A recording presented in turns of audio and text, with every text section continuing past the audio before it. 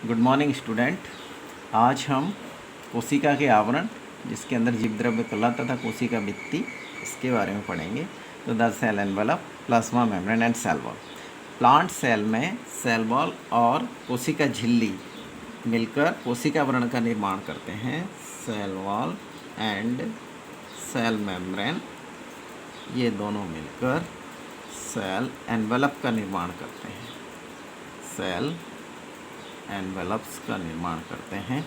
इसमें cell wall non living होती है। सेल वॉल ये नॉन लिविंग है और cell wall is made up of cellulose.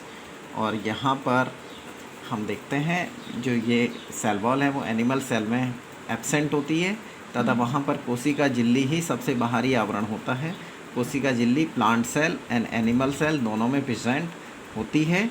इसे हम जीव द्रव्य कला भी कहते हैं या प्लाज्मा मेम्ब्रेन भी कहते हैं।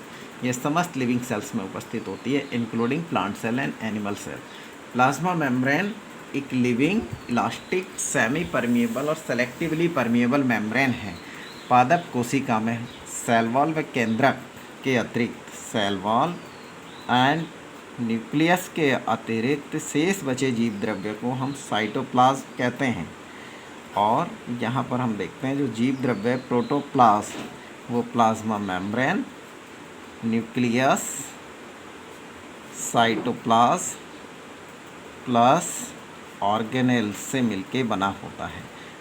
प्रोटोप्लाज्म को हक्सले ने protoplasm is a physical basis of life, इसे हक्सले ने फिजिकल बेसिस ऑफ लाइफ बताया है। यहाँ पर cytoplasm cell wall and nucleus के अलावा जो प्रोटोप्लाज्म बचता है उसे साइटोप्लाज्म कहते हैं। यहाँ पर कोशिका द्रव्य या साइटोप्लाज्म को हम दो भागों में डिवाइड करते हैं। फर्स्ट प्लाज्मा मेम्ब्रेन या cell membrane, second mesoplasm. Plasma membrane को कोशिका कला या प्लाज्मा लेमा भी कहते हैं। जीव द्रव्य की बाह्य सतह को सर्वप्रथम नेगली एंड क्रैमर 1855 ने कोशिका कला नाम दिया। सेफ्रिस 1928 तथा जेक्यू प्लॉप 1931 ने इसे प्लाज्मा मेम्ब्रेन और प्लाज्मा लेमा की संज्ञा दी है। अब यहाँ पर है प्लाज्मा मेम्ब्रेन का रासायनिक संगठन या chemical composition of plasma membrane. तो plasma membrane mainly proteins and lipid से मिलके बना होता है, तो इसे हम लाइपोप्रोटीनस मेम्ब्रेन भी कहते हैं। Plasma membrane made up of lipid and protein, तो इसे हम लाइपोप्रोटीन कला भी कहते हैं। प्रोटीन व लिपिड के अतिरिक्त अल्प मात्रा में इसमें ऑलिगोसेफराइड 1 से 5% तथा वाटर 20% भी पाए जाते हैं। जीव द्रव्य कला में लिपिड 28 से 70% तथा प्रोटीन 20 से 70% तक होते हैं। अब इसमें हम देखते हैं जो लिपिड है वो ट्राइग्लिसराइड होते हैं। लिपिड जो ट्राइग्लिसराइड है वो मिलके बना होता है ग्लिसरॉल एंड फैटी एसिड। तो इसके अंदर हम देखते हैं लिपिड का जो हेड पोर्शन है वो बना होता है ग्लिसरॉल से, और इसका जो टेल पोर्शन है, टेल वाला, वो फैटी एसिड से मिलके बना होता है।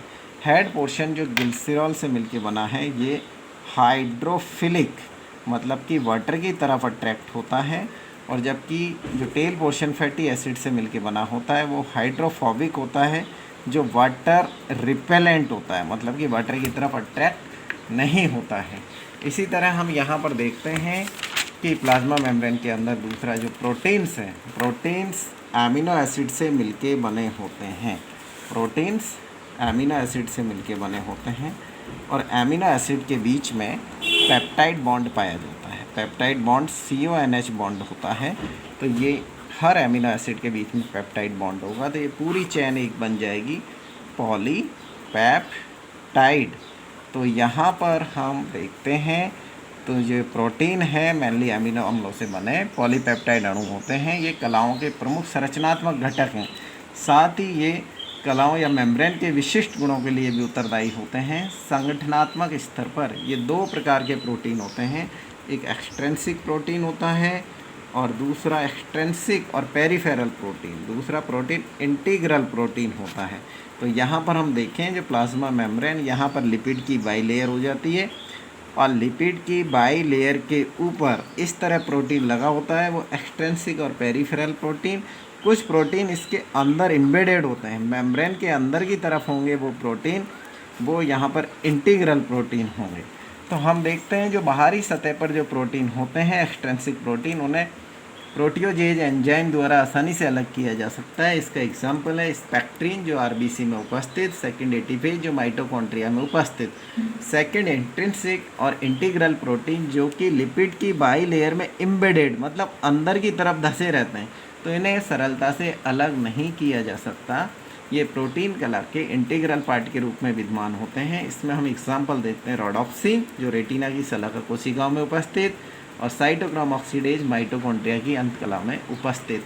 तो यहाँ पर हमने देखा है chemical composition of plasma membrane. तो प्लाज्मा मेम्ब्रेन में मेनली प्रोटीन और लिपिड से मिलके बना होता है। तो लिपिड के अंदर हम देखते हैं ये ग्लिसरॉल व फैटी एसिड से मिलके बना होता है। ग्लिसरॉल जो कि हेड पोर्शन बनाता है जो कि हाइड्रोफिलिक मतलब वाटर की तरफ अट्रैक्ट होता है, और जबकि ये टेल पोर्शन है जो कि फैटी एसिड से मिलकर बना होता है, तो ये वाटर रिपेलेंट मतलब कि ये वाटर की तरफ अट्रैक्ट नहीं होता है, ये हाइड्रोफोबिक होता है।